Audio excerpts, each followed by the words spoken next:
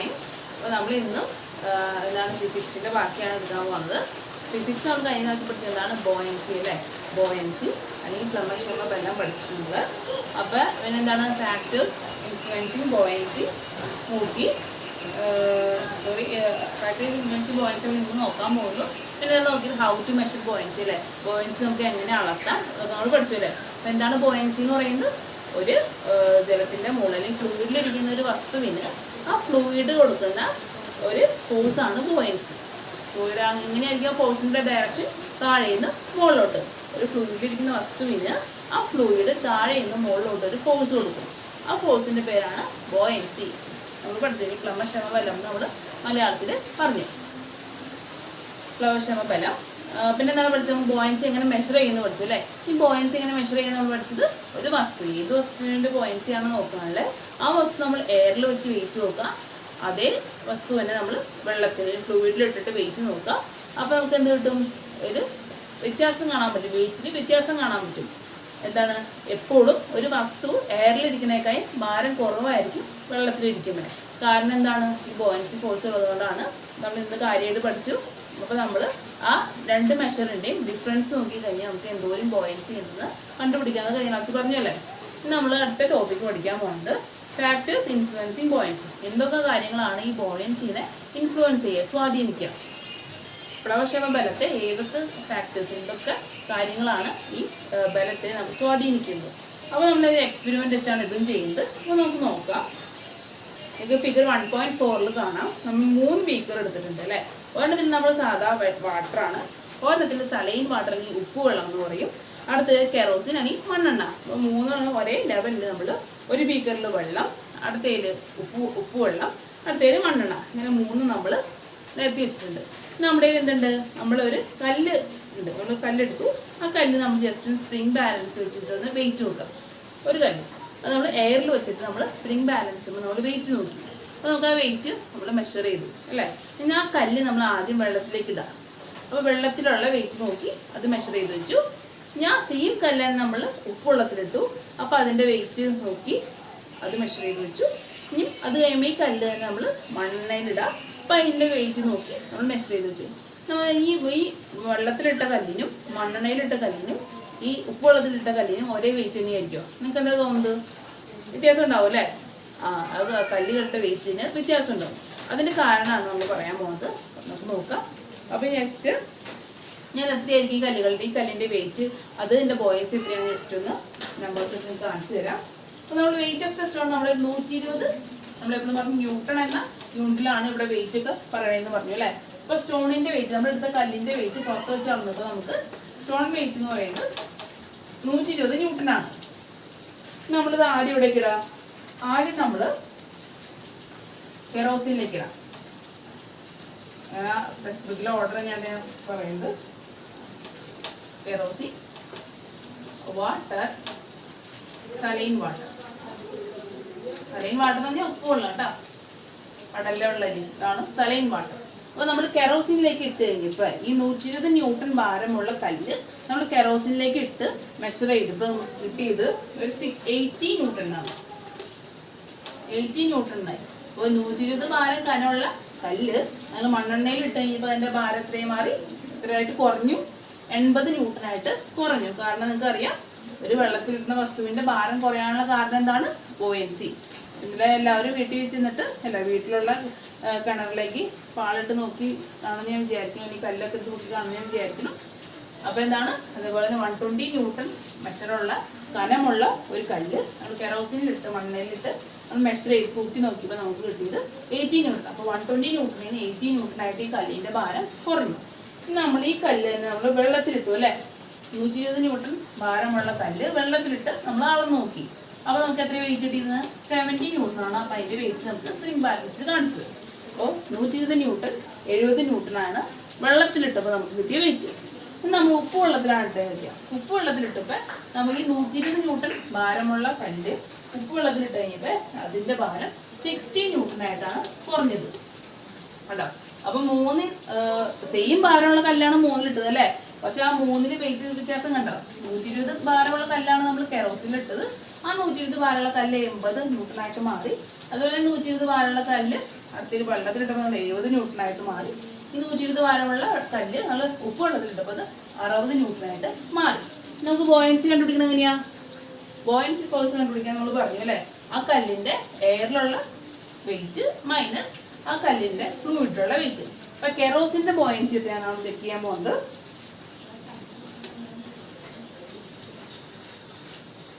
Buoyancy അപ്പം എങ്ങനെ കണ്ടുപിടിക്കാം? ആ കല്ലിൻ്റെ എയറിലുള്ള വെയിറ്റ് മൈനസ് ആ ഫ്ലൂയിഡിലുള്ള വെയിറ്റ്. 120 മൈനസ് 80 ഇവിടെയാണെന്നുണ്ടെങ്കിൽ എന്ത് വരും? 120 മൈനസ് 70 ഇവിടെയാണെന്നുണ്ടെങ്കിൽ 120 മൈനസ് 60 എത്ര വരും? 40 50 60. ഇനിയാണ് നമുക്ക് ബോയൻസിയുടെ വെയിറ്റ് കിട്ടിയത്. 40 50 60 ബോയൻസി നമ്മൾ കണ്ടുപിടിച്ചു. അത് നിങ്ങൾക്ക് ഈ ടേബിളിൽ നിന്ന് എന്ത് മനസ്സിലായി? ഏറ്റവും കൂടുതൽ ബോയൻസി ഉള്ള ഫ്ലൂയിഡ് ഏതാ? ഏറ്റവും കൂടുതൽ ബോയൻസി ഉള്ള ഇതിനാണ് കെറോസിനാണോ വാട്ടറിനാണോ സലൈൻ വാട്ടറിനാണോ? ഏറ്റവും കൂടുതൽ ബോയൻസി എന്ത് നോക്കിയാൽ മതി? ആ ബോയൻസി ഫോഴ്സ് കൂടുതൽ എവിടെയാന്ന് നോക്കിയാൽ മതി. എവിടെയാണ് ഏറ്റവും കൂടുതൽ ബോയൻസി ഫോഴ്സ്? 60 അല്ലേ? അപ്പോൾ ഏറ്റവും കൂടുതൽ ബോയൻസി ഉള്ള ആർക്കാണ്? സലൈൻ വാട്ടറിനാണ് ഏറ്റവും കൂടുതൽ ബോയൻസി. ഏറ്റവും കുറവ് ബോയൻസി ഉള്ള ആർക്കാണ്? ഏറ്റവും കുറവ് നമുക്ക് നോക്കാം അല്ലേ? ഇവിടെ 40 ഉണ്ട്, ഇവിടെ 50 ഉണ്ട്. അപ്പോൾ ഏറ്റവും കുറവ് ആർക്കാണ്? മണ്ണെണ്ണയ്ക്കാണ് ഏറ്റവും കുറവ് അവക്ഷമ ബലം. വെള്ളത്തിൻ്റെ എത്രയാണ്? വെള്ളത്തിന് രണ്ടിൻ്റെ നടുക്ക് അല്ലേ? വെള്ളത്തിന് 50 ന്യൂട്ടൺ ആണ് ബോയൻസി. അപ്പം എന്തുകൊണ്ടായിരിക്കും ഈ ബോയൻസിയുള്ള വ്യത്യാസം നിങ്ങൾ ആലോചിച്ച് നോക്കിയിട്ടുണ്ടോ? ആ വ്യത്യാസം കണ്ടുപിടിക്കാനാണ് നമുക്ക് ടേബിൾ 1.3 തന്നിട്ടുണ്ട് അല്ലേ? അപ്പം എല്ലാവരും തൊട്ട് താഴെയുള്ള ടേബിൾ 1.3ലേക്ക് നോക്കി. അവിടെ നമുക്ക് ഈ ലിക്വിഡിൻ്റെ എല്ലാത്തിൻ്റെ ഡെൻസിറ്റി തന്നിട്ടുണ്ട്. അപ്പം ഡെൻസിറ്റി ബോയൻസി നമ്മളുടെ ബന്ധമാണ് നമ്മളിവിടെ കണ്ടുപിടിക്കാൻ പോകുന്നത്. അപ്പോൾ നോക്കിയേ, ഏറ്റവും കൂടുതൽ ബോയൻസി ഉള്ള സലൈൻ വാട്ടറിൻ്റെ ഡെൻസിറ്റി എത്രയാണ്? നോക്കിയേ, 1025 അല്ലേ? ഏറ്റവും കൂടുതൽ ബോയൻസി ഉള്ള ലവക്ഷമ ബലമുള്ള ഉപ്പുവെള്ളത്തിൻ്റെ ബോയൻസി എന്ന് പറയുന്നത് 1025 ആണ്. ഏറ്റവും കുറവ് ബോയൻസി ഉള്ള കെറോസിൻ്റെ ഡെൻസിറ്റി സാന്ദ്രത എന്ന് പറയുന്നത് 180 ആണ് അല്ലേ? സോറി 810 ആണ്. 810. ഇനി വാട്ടറിൻ്റെ ബോയൻസി എത്രയാണ്? വാട്ടറിൻ്റെ ബോയൻസി എന്ന് പറയുന്നത് 1000 ആണ് വാട്ടറിൻ്റെ buoyancy. Kilogram per metre cube എന്ന് പറയുന്നത് ഈ ഡെൻസിറ്റിയുടെ യൂണിറ്റ് ആണ്. കിലോഗ്രാം പെർ മീറ്റർ ക്യൂബ് എന്ന് പറയുന്നത് ഡെൻസിറ്റിയുടെ യൂണിറ്റ് ആണ്. അപ്പം ഡെൻസിറ്റി അല്ലെങ്കിൽ സാന്ദ്രത. അപ്പോൾ ഈ സാന്ദ്രതയും ഈ ബോയൻസിയും തമ്മിൽ ഒരു ബന്ധമുണ്ടെന്ന് മനസ്സിലായി അല്ലേ? അതുകൊണ്ട് നോക്കിയേ, ഏറ്റവും കൂടുതൽ ബോയൻസിയുള്ള സലൈൻ വാട്ടറിനാണ് ഏറ്റവും കൂടുതൽ ഡെൻസിറ്റി അല്ലേ? ഏറ്റവും കുറവ് ബോയൻസിയുള്ള കെറോസിനാണ് ഏറ്റവും കുറവ് ഡെൻസിറ്റി. അപ്പോൾ നിങ്ങൾക്ക് എന്ത് മനസ്സിലായി? ഒരു ലിക്വിഡിൻ്റെ ഡെൻസിറ്റി കൂടുകയാണെന്നുണ്ടെങ്കിൽ അതിലെന്തും കൂടും? അതിൻ്റെ ബോയൻസി കൂടും. അപ്പോൾ ഡെൻസിറ്റിയാണ് ബോയൻസിനെ അഫക്റ്റ് ചെയ്യുന്ന ഒരു ഫാക്ടർ.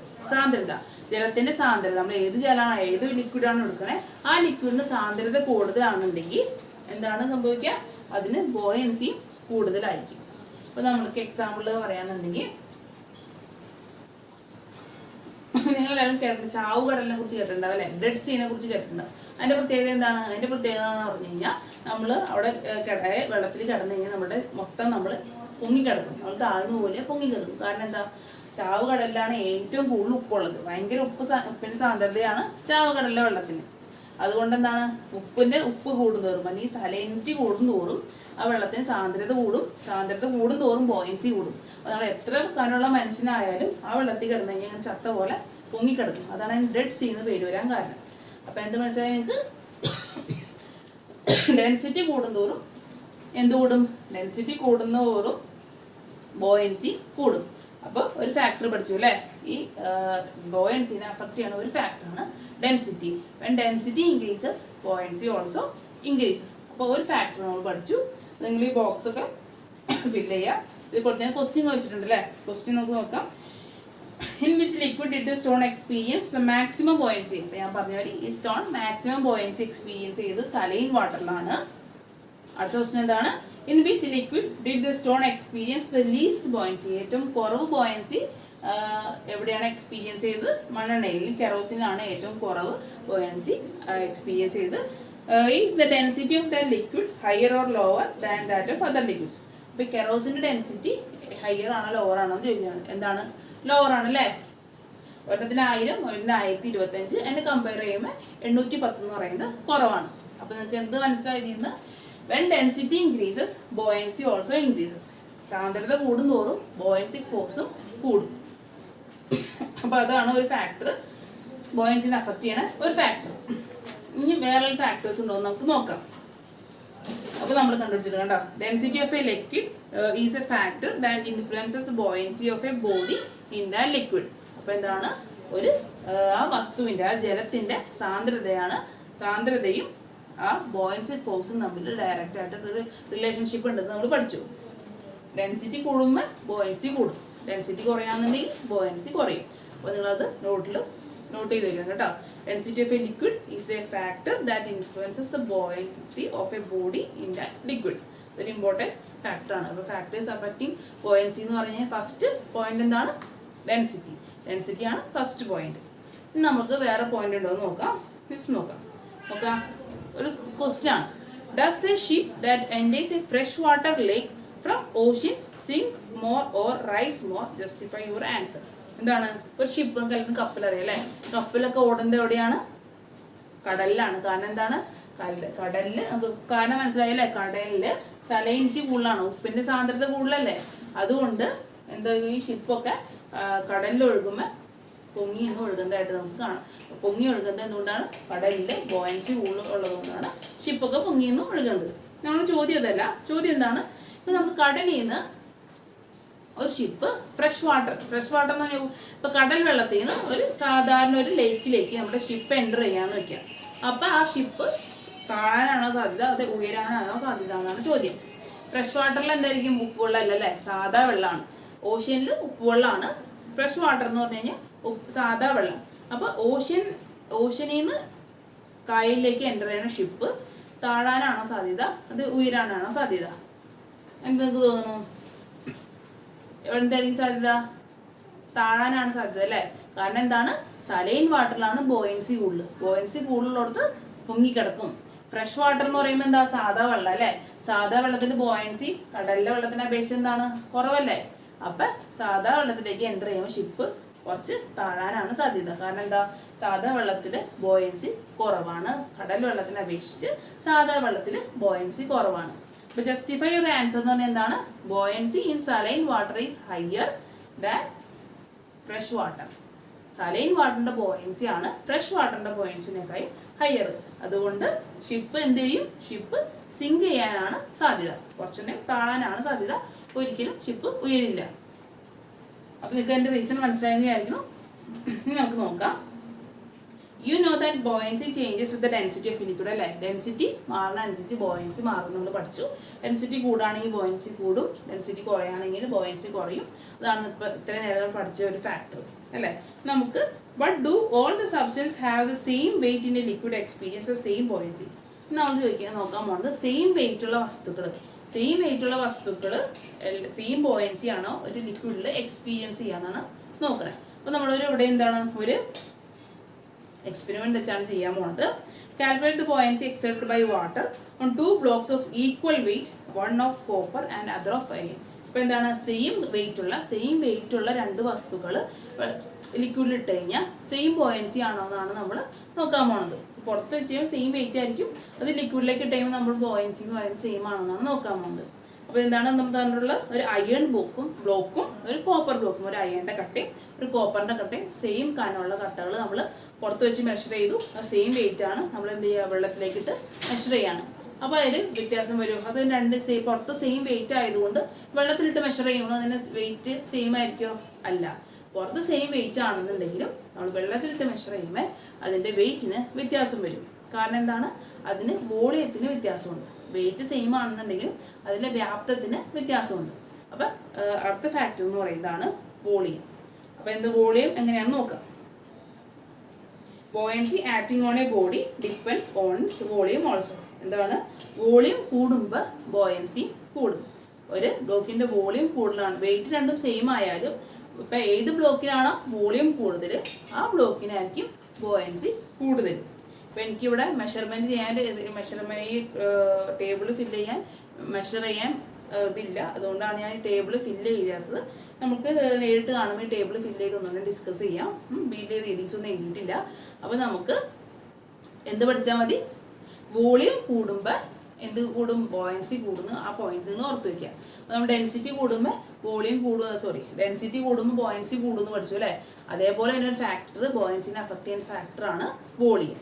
വോളിയം കൂടുമ്പോൾ ബോയൻസി കൂടും, വോളിയം കുറയുമ്പോൾ ബോയൻസി കുറയും. അതാണ് നമ്മളെ പറഞ്ഞിട്ടുള്ളത്.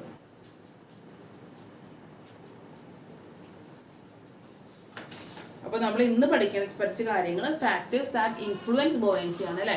അടുത്ത് നമുക്ക് പഠിക്കാനുള്ളത് ആർക്കിമിഡീസ് പ്രിൻസിപ്പിൾ ആണ്. ആർക്കിമിഡീസ് പ്രിൻസിപ്പിൾ നമുക്ക് അടുത്ത ക്ലാസ്സിലേക്ക് പോകും. അത് കുറച്ചൊരു പുതിയ ടോപ്പിക്കാണ്. അപ്പോൾ നമുക്ക് അത് അടുത്ത ക്ലാസ്സിൽ എടുക്കാം. അപ്പോൾ ഇന്ന് ക്ലാസ്സിൽ പഠിച്ചെന്താണെന്നുണ്ടെങ്കിൽ നമുക്ക് ഓർക്കാം. എന്താണ് ഫാക്ടേഴ്സ് അഫക്റ്റിംഗ് ബോയൻസി? ബോയൻസി അല്ലെങ്കിൽ പ്ലവക്ഷമ ബലത്തെ ബാധിക്കുന്ന ഘടകങ്ങൾ ഏതൊക്കെ അല്ലേ? അപ്പോൾ രണ്ട് കാര്യം നമ്മൾ പഠിച്ചു. ഒന്നാമത്തെ കാര്യം ഡെൻസിറ്റി, രണ്ടാമത്തെ കാര്യം വോളിയം അല്ലേ?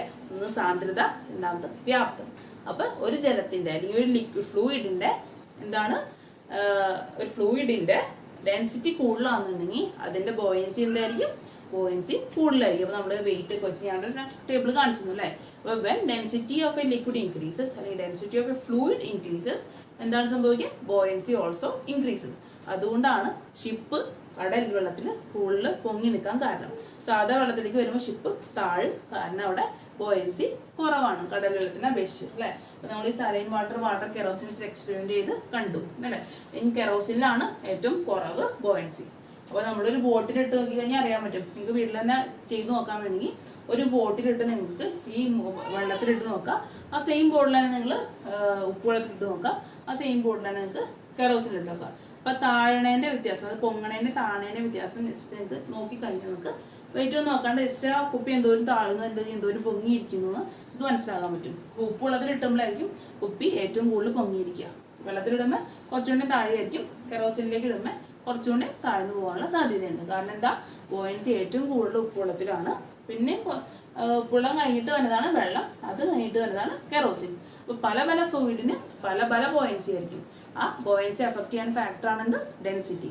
അപ്പോൾ ഏത് ഫ്ലൂയിഡാണ് നമ്മൾ എടുക്കുന്നത് അല്ലെങ്കിൽ ഏത് ലിക്വിഡാണോ നമ്മൾ എടുക്കണേ ആ ലിക്വിഡിൻ്റെ ഡെൻസിറ്റിക്ക് അനുസരിച്ച് എന്തും മാറും?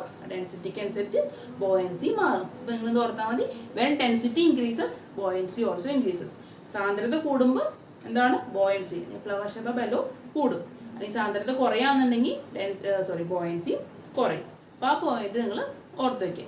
ഞാൻ അടുത്ത കാര്യം പറഞ്ഞത് ഒന്നാമത്തെ ഫാക്ടർ ഡെൻസിറ്റി എന്താണെന്ന് വെച്ചു അല്ലേ? ഇനി അടുത്ത ഫാക്ടർ ബോയൻസിനെ അഫക്റ്റ് ചെയ്യുന്ന അടുത്ത ഫാക്ടറാണ് വോളിയം.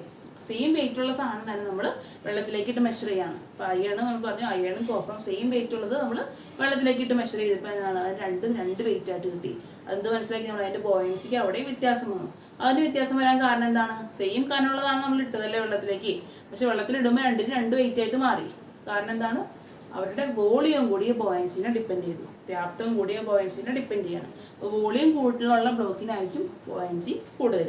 അപ്പോൾ രണ്ട് കാര്യമാണ് ബോയൻസിനെ അഫക്റ്റ് ചെയ്യുന്ന ഫാക്ടർ. ഒന്ന് ഡെൻസിറ്റി, രണ്ടാമത് വോളിയം.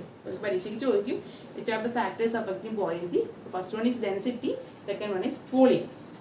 അപ്പോൾ ഡെൻസിറ്റി ഇൻക്രീസസ്, ബോയൻസി ഇൻക്രീസസ്. അതേപോലെ തന്നെ volume increases, buoyancy increases. Directly ആണ് രണ്ടും. ഒന്ന് കൂടും.